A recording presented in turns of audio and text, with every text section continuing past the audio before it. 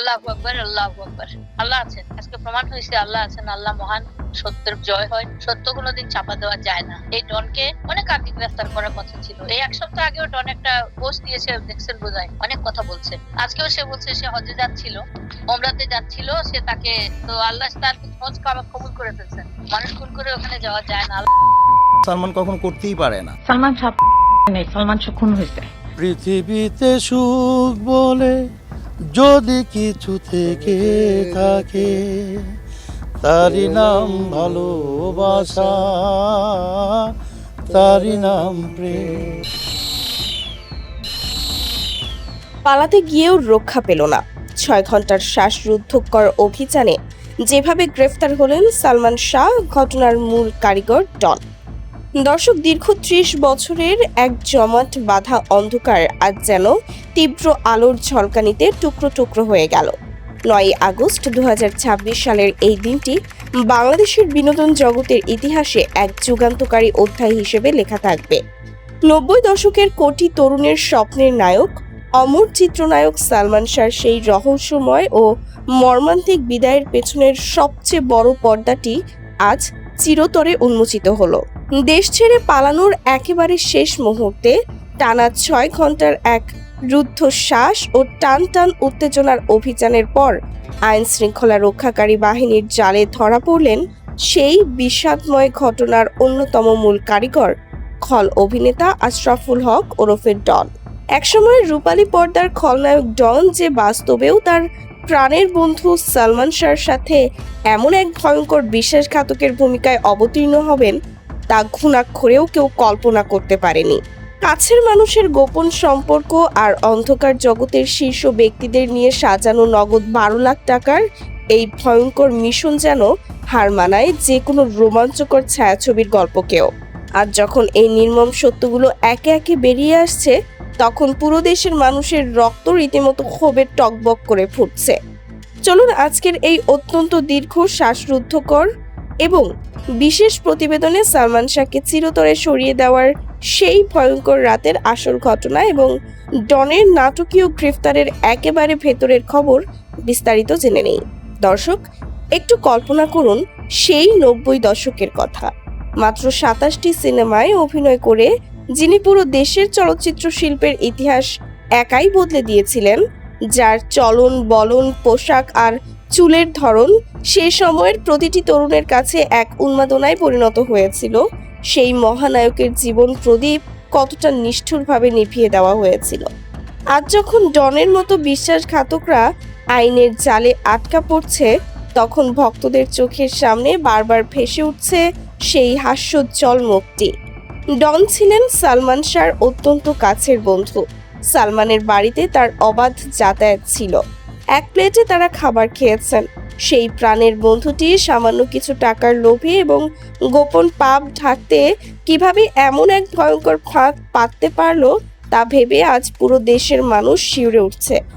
আজ ৯ আগস্ট দুপুরের ঘটনা। হযরত শাহজালাল আন্তর্জাতিক বিমানবন্দরে তখন চরম ব্যস্ততা। ডন ভেবেছিলেন আর কয়েক ঘন্টার মধ্যেই তিনি চিরতরে ধরাছোঁয়ার বাইরে চলে যাবেন, কিন্তু তিনি জানতেন না তার প্রতিটি পদক্ষেপের ওপর তীক্ষ্ণ নজর রাখছিল গোয়েন্দা সংস্থা। ১০ মাস আগেই আদালত তার দেশ ত্যাগের ওপর কঠোর নিষেধাজ্ঞা জারি করেছিল, কিন্তু আইনের চোখ ফাঁকি দিয়ে নিজেকে আড়াল করে তিনি দুবাই হয়ে অন্য কোনো দেশে পালিয়ে যাওয়ার এক গভীর নীল নকশা সাজিয়েছিলেন। মুখে বলেছিলেন পবিত্র ওমরাহ পালন করতে যাওয়ার কথা, কিন্তু আসল উদ্দেশ্য ছিল চিরতরে আত্মগোপন। তবে বিমানবন্দর থানার পুলিশ এবং গোয়েন্দাদের এক যৌথ ও শ্বাসরুদ্ধকর অভিযানে পালানোর ঠিক আগ মুহূর্তেই তাকে হাতে নাতে আটক করা হয়। বিমানবন্দর থানার ভারপ্রাপ্ত কর্মকর্তা সংবাদ মাধ্যমের কাছে এই চাঞ্চল্যকর গ্রেফতারের বিষয়টি সম্পূর্ণ নিশ্চিত করেছেন। কেন ডন এতটা মরিয়া হয়ে দেশ ছাড়তে চাইছিলেন? কারণ তিনি খুব ভালো করেই বুঝতে পেরেছিলেন যে সত্য কখনো চিরকাল চাপা থাকে না। গত বছরের ২১ অক্টোবর রাজধানীর রমনা থানায় সালমান শাহর মামা মোহাম্মদ আলমগীর কুমকুম একটি নতুন মামলা দায়ের করেন। আর সেই মামলাতেই সালমান শাহর সাবেক স্ত্রী সামিরা হক এবং এই খল অভিনেতা ডন সহ মোট ১১ জনকে প্রধান অভিযুক্ত করা হয়। তাদের বিরুদ্ধে আনা অভিযোগটি শুনলে যে কারো বুকের রক্ত হিম হয়ে যাবে। অভিযোগ করা হয়েছে ঘনিষ্ঠ বন্ধু হওয়ার সুবাদে ডনের সাথে সালমান শাহর স্ত্রী সামিরার এক গোপন এবং অনৈতিক সম্পর্ক গড়ে উঠেছিল। আর এই সম্পর্কের পথের কাঁটা সরাতেই স্ত্রী সামিরা এবং বন্ধু ডন মিলে সালমান শাহকে চিরতরে দুনিয়া থেকে সরিয়ে দেওয়ার এই ভয়ঙ্কর পরিকল্পনা করেছিল।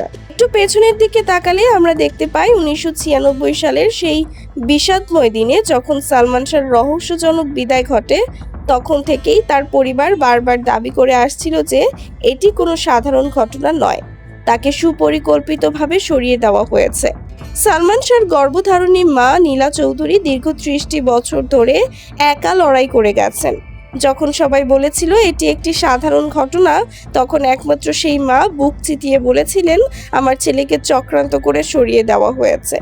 আজ যেন সেই মায়ের বুক ফাটা আর্তনাদ আর চোখের জলেরই জয় হলো।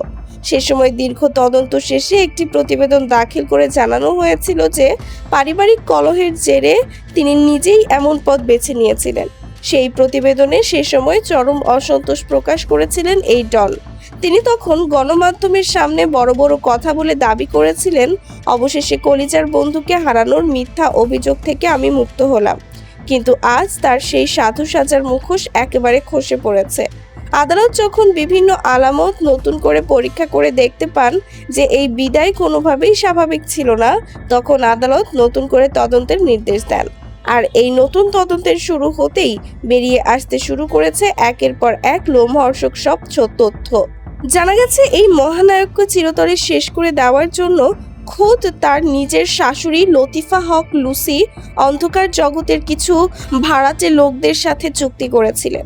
1996 সালের 5 সেপ্টেম্বর গুলিস্তানের একটি গোপন আস্তানায় বসে এই ভয়ঙ্কর নীল নকশা সাজানো হয়। আর এই পুরো কাজের জন্য চুক্তি হয় নগদ 12 লাখ টাকায়।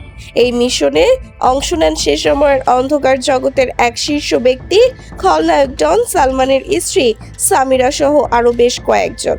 এই ঘটনায় জড়িত 11 জন অভিযুক্তের মধ্যে ইতোমধ্যেই 2 জন আদালতে তাদের দোষ স্বীকার করে রোমহর্ষক জবানবন্দি দিয়েছেন।